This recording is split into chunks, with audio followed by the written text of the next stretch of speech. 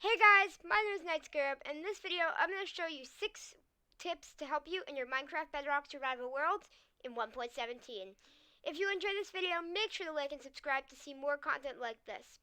Without further ado, let's get right into it.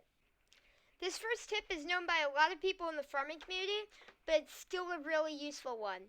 If you throw a trident and push it around with pistons in a contraption like this, it'll automatically kill mobs. Pretty useful, right? But what's more, since you threw the trident, any mob that's killed by this trident killer will drop experience. Even more than that, if you hold a looting 3 sword while these mobs are being killed, the looting 3 effect will be applied to the trident, allowing you to get more loot. This provides an easy source of AFK experience, and I will leave a link to a tutorial in the description. While some argue that coal blocks are the best fuel, and others argue that it's clearly lava buckets, many look past the actual best fuel, scaffolding.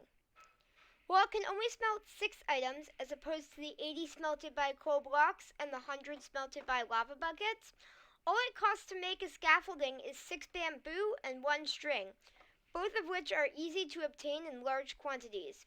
Silent Whisperer used this to his advantage when designing a rotating super smelter, able to smelt 54 times faster than a normal furnace, by timing each revolution so that it uses up exactly 1 scaffolding.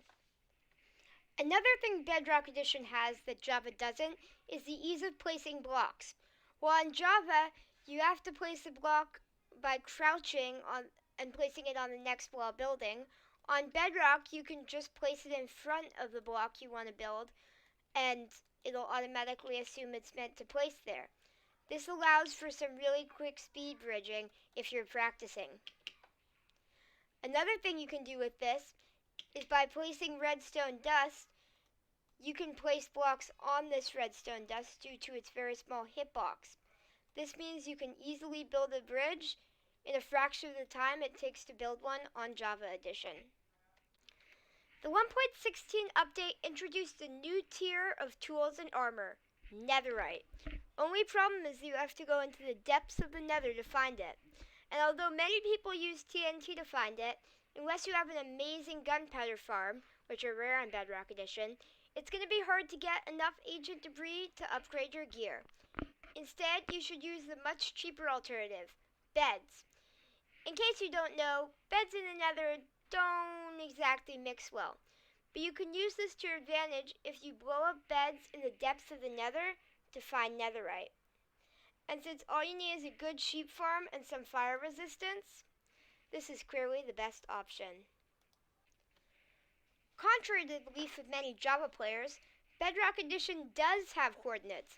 In fact, they're much more user-friendly than those on Java. Simply go into World Settings, scroll down, and click Show Coordinates. It's that easy. Now your coordinates will always be available in the top left of your screen, so you'll never lose your base again. This final tip is likely the most important one in this whole video. Villages are the most important structures in the game, containing food and shelter in the early game, and a source of villagers in the late game for iron farms, trading halls, and much more. But what a lot of people don't know is that on Bedrock Edition, strongholds almost always spawn underneath villages. Meaning that if you make your base in one, you may have a pleasant surprise on your first mining trip. Just watch out for abandoned villages. These spawn more frequently on Bedrock Edition, and let's just say their inhabitants aren't quite as friendly. And there you have it.